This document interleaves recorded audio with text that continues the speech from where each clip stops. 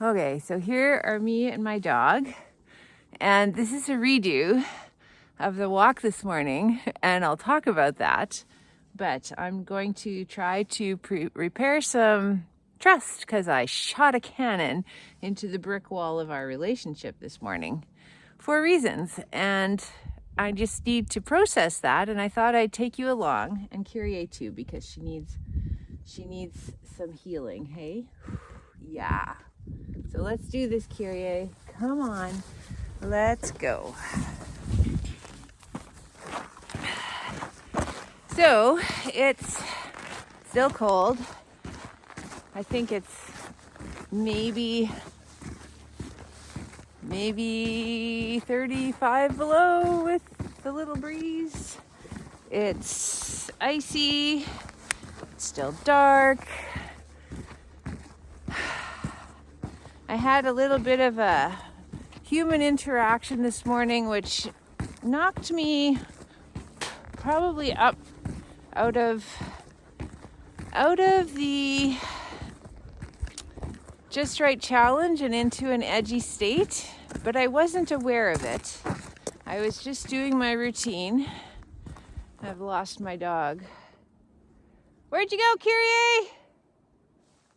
Come on, girl. Good girl, there she is. Hi. That's a good girl. And so I'm just going to be normal with her right now. But what happened was we went for our walk in the dark, and I mean, it's a little bit light now. The dawn is just breaking when we go for our walk. And I was not paying attention because I was trying to not fall down on my snowshoes because it's so icy and skiddy and crusty and awful. And Kyrie found one of her old poop piles, hers, and started chowing down. And like I've said, she is getting better at the leave it. If I say leave it, she will often pause and come running for me quicker and quicker for the treats. But I missed it. I missed the window. She was well into her disgusting snack. And by the time I saw and called for her to leave it, she was just chomping down. There she is, all innocent and lovely. And I lost my mind. I was so angry. I was so angry at her. And so I ran after her in the snowshoes, which was funny. Then I took the snowshoes off and ran after her on the ice, which is like really funny. I mean, the whole thing was stupid, but I was so furious. And I think that, hi girl, I think that I just want to talk about this because we're in the midst of a time in history where our fears of contamination seem to be really heightened. And there's so many things that are coming across as alien, as, you know, disease carrying, as pathogens, as non-human entities. There's AI, which a lot of people are finding to be quite horrific in its possibilities. But there's the whole thing going on in the States of ice being used to round up illegal aliens. And look at those words, right? As if they are dangerous contaminants of a pure society. And I think that speaks to this very primal fear we have of getting sick. And, you know, I'm sure it's very deeply hardwired into us to worry about poison and, you know, rot and germs. Although for most of our history we didn't know what they were.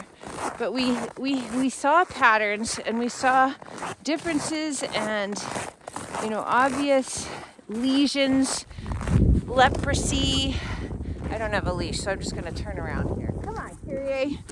And she's being all lovely. I'm going to try and pay attention to her as well as you. Anyway, we are so worried about contaminants. And when we view other people as contaminants, they turn into monsters. And suddenly there's this rage. And I was thinking of that. Oh, it's so cold. Because the rage that I felt was so illogical. Like, Kyrie's not more than herself. And the thing that she was doing, I had no ability to control. She was firmly in her circle and I was in mine, and I was trying to actually jump into her circle and make her spit out what she was chewing on, because it was so gross to me. And I was like not in any kind of a logical headspace. I was just furious. And you know, when I think back to it, I still have this revulsion and I have this disgust and I have this, like, you can't do that. I can't have a dog that loves to lick my hand who is also loving to chew on her own poop. I can't do that. I can't live in a world like that. And it makes me think about our anger to people we find dangerous to our belief system or our way of thinking of how it should be, and how we project that fury onto them. And that's what I did. I had this wall of fury, and I drove her away from my presence out here. This is where it was happening. This is why. Come on, Kyrie. That's why I want to come back here. Come on, Kyrie. Come on, girl. And look at her just forgiving me. Good girl. Good girl. Because that's not who I want to be. I would like her not to eat poop, but that's not the way to change that behavior. And, you know, now that I'm out of my tall building of stress and into kind of more of a, that just happened, story, I can see more options. And yes, I need to train her. I need to probably use an e-collar with her so that I don't yell at her, so that she doesn't associate me with punishment for something that there's no logic in her brain as to why this is, you know, disgusting to me. She's a dog, and if I don't want to have a dog, I shouldn't have a dog. and so I think this translates to a lot of instances in my life where I am afraid of someone's ideas, someone's actions, someone's representation, what they stand for. And I haven't examined it, but probably it's a lot like watching a dog eat their own poop. You just feel like that is not right. That is not right. It is disgusting, and it should be eradicated in the most almost violent means immediately. And so we as humans do terrible things to each other. And it's that exact rage. I think it's really where it comes from. And come on, Kyrie, I'm gonna turn around again because I have more to say. So, good girl. That's a good girl. So forgiving. I think she has classified that as a blip and something to be wary of, and she'll watch my energy and be worried if I escalate suddenly and sharply. But what she won't do is connect it to eating poop. That's not what she'll do, because I did nothing that helped her learn that. I really did not help her to make sense of a pattern, because all I did was escalate her nervous system to a level that was pure fight or flight too. And I didn't care. I was so mad. And so I guess I'm just wanting to just talk about anger and how anger is, anger is about an incursion on my boundaries. And so I have to always look, okay, I was really angry. What needs to be defended? Okay, well, I feel like my bloodstream needs to be defended. I do not want that stuff on my hands, on my face, in my house. I don't. Okay. So, you know what? I need to not think of Kyrie. Kyrie is not the problem here. Kyrie is just herself. She comes as a bundle of goodness with a couple of quirks. Good girl. Good girl. Yes. A couple of quirks, which, you know what? I have to choose to accept and love her or not. And the problem of her doing that, causing my violent reaction, is separate from her and it's separate from me. It's in between us. It's right there in the snow. We can solve this problem. We can solve this problem, but I need to have a team meeting and I need to really carefully tell my mind that the way to solve the problem is not to annihilate the bearer of the problem, right? Like, that is not the solution. And, I'm saying that because my mind, I think, is the culprit here. I don't think my heart was particularly involved. And when I go back to that post where I said that 3 team members equals 9 perspectives, I think that my mind has some feelings. They're just really unexamined. They're unnuanced. They're very black and white. They're very fight or flighty sort of feelings. And this priority on reducing contamination, I think, came from my mind because it was such a tactical thing. It was such a, okay, we're going to do this now.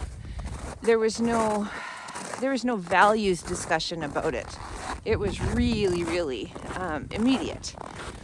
And when I ask my heart how we feel, my heart knows that animals are animals. And we've made a decision to, live in a place with a lot of animals, and they all come with their challenges as it relates to my preferences, right? Like, it's not even a challenge except that I really dislike that behavior. And so, is it making her sick? No, it's not. Is it doing anything bad for the environment? Probably not.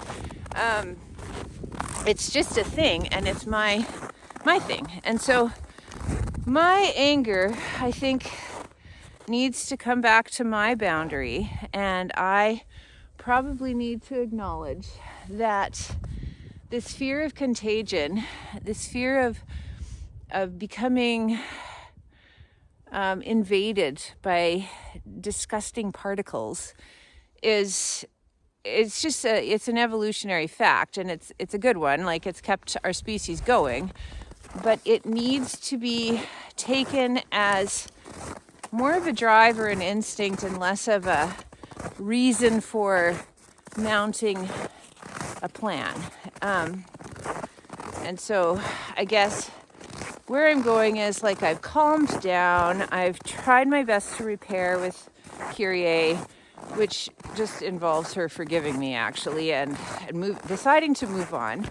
And I need to come up with a plan to cope with my own anger responses as the actual danger here. It's not actually the behavior that's dangerous. It's my response to the behavior that can cause harm. Which is not something I want to admit, especially after writing that nice post yesterday about trust, right? And how great a leader I was in that instance. And here's the next day, I'm a terrible, terrible leader. and so it goes. And so I think living with animals is just such a reflective experience. They reflect us, and I really did want to walk and talk about this because I don't want to just move on and forget about it. I don't want that to happen again. Kyrie, leave it. Come on, girl. Okay, and that's what I want. Good girl, good girl, and good girl. She went towards another known hotspot and left it. And she did that because I caught her in time because I was paying attention. But I mean, if I keep breaking trust with her, she won't. So, good grief. I know this.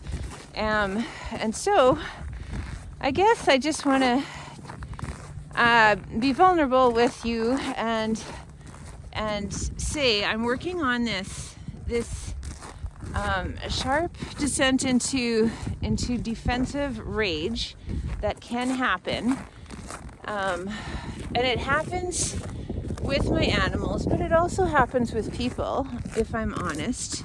And it's sometimes not, there's no warning, and there's no particular reasonable explanation. And if I think about it later, it's probably along the lines of what just happened here. It's somebody did something that I have decided does not make sense and should not happen in my world. And I have put it on them as their being the problem in my world. And we can't do that. We can't do that, you guys. We can't do that. Here's my little home. I have control of my home. I can only control me. And so I can't control Kyrie. I can choose to do the things which might encourage her to, for inexplicable on her part reasons, decide to do different things than what she wants to do. I can do that or not. It's up to me. But throwing my anger outwards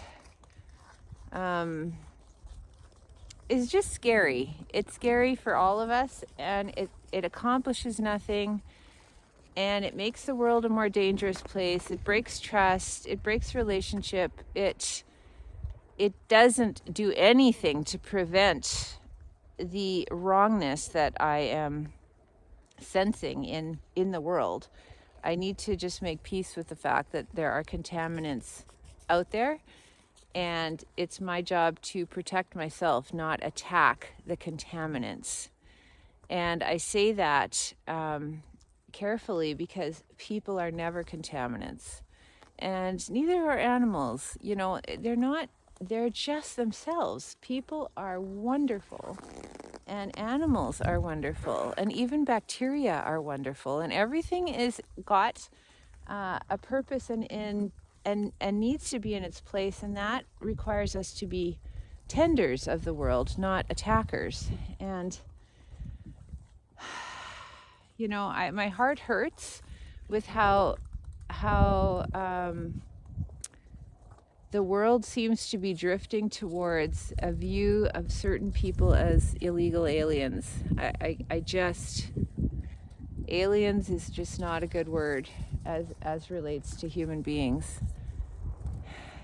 I think we need to examine our anger there. I think we need to I think all of us need to realize that none of us are perfect. All of us can be dangerous. All of us have things that we do that need to be forgiven by others and are forgiven by others. And living in the world together just requires boundaries and bridges and space and forgiveness and a whole lot of creativity and some magic. And I'm going to stop there because this is the longest post I've done on Wednesdays, but I really did need to process that. And thank you for joining me.